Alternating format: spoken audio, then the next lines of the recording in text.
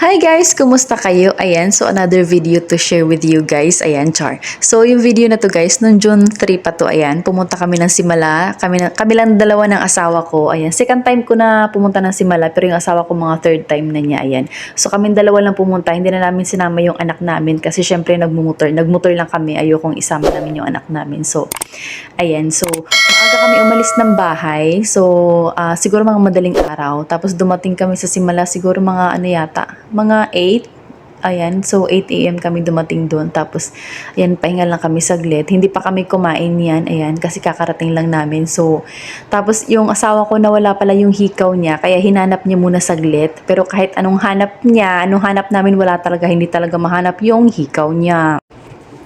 So sabi ko sa kanya, wag mo nang hanapin kasi kanina pa natin nahanap, wala talaga. Hindi talaga namin mahanap. Hindi namin alam kung dyan niya talaga nalaglag or saan. Pero sabi naman niya, baka pagtanggal nga ng bonnet, natanggal din yung ano ng hikaw.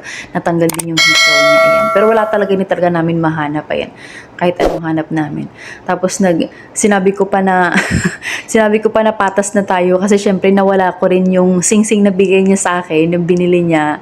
Maluwang kasi, kaya hindi ko rin talaga alam, nawala na lang talaga sa kamay ko. So sabi ko, ayan, patas na tayo, nawala yung nawala ko yung singsing mo, nawala mo rin yung hikaw ko na binili ko sa iyo. Kaya nagtawanan na lang kami.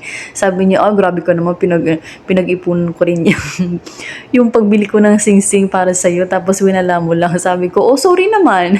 Wala nawala talaga. Hindi ko talaga alam kung nasa yung singsing. Ayan, ito naman si ate, nagpapakyut pa. halatang hindi gutom. Wala pa talaga kaming kain yan. So, naghanap muna kami ng makakainan. Ayan, pumasok na rin kami pagkatapos namin kumain kasi bukas naman na siya at saka wala nang pila, wala nang mahabang pila.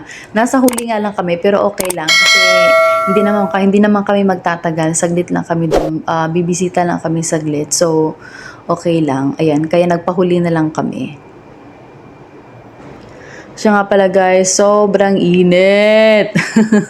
Kita niyo ba yung langit, blue na blue? Sobrang init niya, lalo na mga 9 AM na yata yan, ayan. So, kailangan talaga may dala kayong payo, may dala kayong tubig, may dala kayong towel, pamunas ng pawis nyo. Tapos, syempre, pipila ka pa ng mahaba kung gusto nyong pumasok talaga dun sa pipila ka, ang init-init. Kasi kami kasi, hindi naman kami magtatagal, so hindi na kami nakipila. Ang sa amin lang naman is makapasok lang kami dun sa makapagdasal lang, okay na. Kita niyo yung mga tao guys, ayan, may mga dalang bulaklak, ayan, may bulaklak din naman na kaming dala, ayan, pero dun ko lang siya nilagay dun sa chapel kung saan ako nagdasal, ayan. Hindi na kami nakipila dun sa mahaba, kasi yung pila kasi na mahaba, parang yung sa pahalikyata ng Mama Mary, ayan. So, hindi na kami umad doon kasi syempre hindi pa bukas yung doon, hindi pa bukas yung pahalik ng Mama Mary. So, nagmamas pa yan yung nakapasok kami diyan. Ayan, nagmamas pa yan. Ayan, ang daming tao, ang init-init, yung pipila ka, ayan, mga nakapayong. Kaya sabi ko sa asawa ko, hindi na lang tayo magtatagal, importante makabisita, ayan, makapagdasal, ayan. So, okay na yun kasi may pupuntahan pa din kami at saka isang araw lang yung namin at saka nakamotor lang kami. Ayan. Ang dami nang nabago guys kasi nung una ka namin pupunta hindi pa siya ganun ka talaga. Ayan, ngayon na siya. Ayan, maganda. Ayan, we love Mama Mary. Ayan. Kumbaga na yung improvement niya, parang ang ganda nung niya. Tsaka ang alam ko hindi pa tapos yung dun sa gilid, parang meron pa silang inaayos. So, at saka marami nang pumupunta ngayon. Hawak-hawak na asawa ko yung bulaklak. So ayan guys, ang dami ng taong nag-aantay dyan sa may gate na yan kasi bubuksan yan nila. Nakalimutan ko kung anong oras yun. Basta naghihintay kami na buksan yan para makapasok kami. Ayan. So marami ng taong naghihintay. So ayan, lumapit na kami sa may gate guys para at least pagbukas, malapit-lapit kami. Kahit maraming tao, okay lang. Kahit sobrang init. Nandun yung, wala kaming dalang paypay. So, sobrang init. At saka, tinanggal na namin yung sapatos namin dyan kasi kailangan din namang tanggalin yung shoes pagpapasok ka doon. So, tinanggal na namin para pagbukas, hindi kami mahirapang pumasok agad. And finally, bukas na rin siya. Ayan. So, nakapasok na kami. Ayan. So, bit-bit namin yung mga shoes namin. Ayan. Kita nyo naman, nakapaa yung ibang tao. Ayan. Kasi bawal yung shoes. So, mas maganda kung nakamedyas ka. Pero kung nakapaa ka lang, madudumihan talaga yung paa mo. So, kailangan talaga, pag pupunta ka dyan, syempre kailangan nakamedyas ka. Pero kung gusto mo namang magpaa talaga, wala namang problema. Okay lang yan. Ayan. So, ang haba ng pila, ayan. Iba-iba kasi yung pila dyan.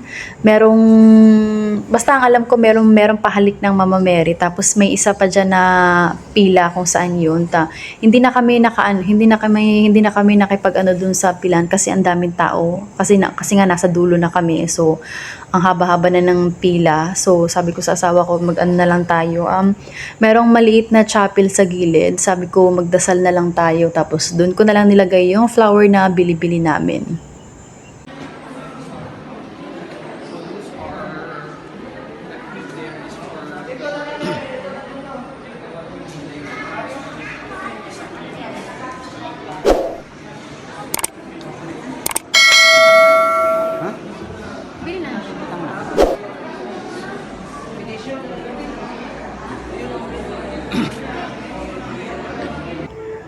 So ayun, nagkagulo na kasi sa dami ng tao at saka parang hindi na ano yung pila. Hindi na tama kung saan yung pinagpilahan ng mga tao kasi nga iba-iba yung pila niya. So inayos nung guard yung pila talaga. Saturday kasi to guys, so maraming tao. Ang alam ko Saturday, Sunday yung maraming tao. Hindi ko alam kung nagko-close ba sila or hindi. Or kung bukas man sila ng Monday to Friday, ayan siguro pang mga ganyan walang masyadong tao kasi trabaho yung mga tao pa dyan. Pero pag Saturday, Sunday, makikipagsiksikan ka talaga sa maraming tao. Ayan.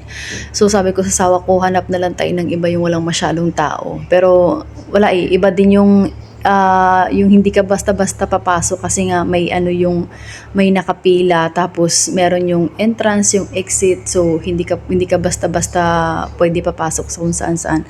So yan, naghanap kami ng asawa ko kung saan kami pwede makapasok. Ayan. Pero wala din kami na kasi may pila talaga siya. Ayan. So, ayan yung nakasalubong namin. Parang, parang nag-exit na yun sila. Ayan. Ayan, iba naman nakapila dyan sa gilid. Ayan, hindi ko alam kung ano yung dyan sa gilid. Basta, iba-iba yung pila niya.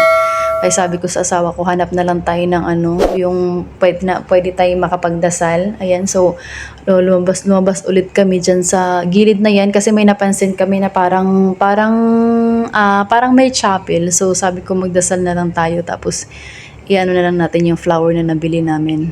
Ayan.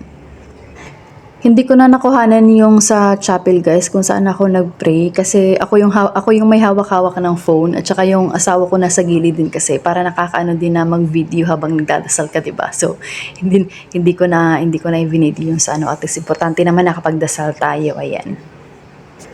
So ayan, after namin magdasal, umupo muna kami sa may gilid, yung walang masyadong tao, yung walang masyadong dumadaan kasi syempre sobrang sobrang pawis na pawis kami. Ayan, pag syempre makipila ka sa labas at saka ang init-init sa labas, so pawis na pawis kami. Ayan, yung t-shirt ng asawa ko basang-basa yung t-shirt niya, wala kaming paypay na dala eh.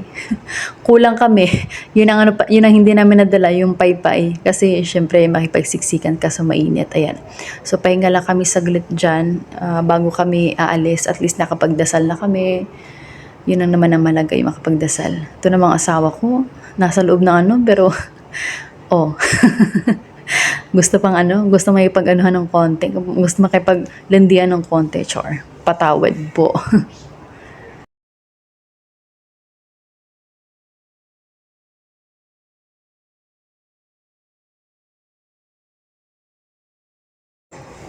So ayun guys, lumabas na kami ng asawa ko kasi ang dami ng tao, padami na ng padami. Ayan, ayaw na namin makipagsiksikan pa sa loob. Ayan, kasi ang init-init na.